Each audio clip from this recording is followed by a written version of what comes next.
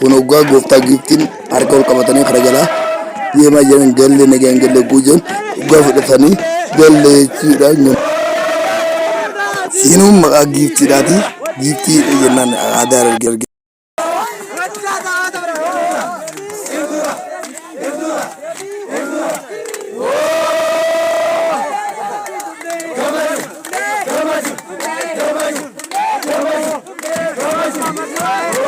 amma kunoo dhiichisaaf deemanii dhiichisa aadaa argeedha. Kunoo haala kana fakkaata.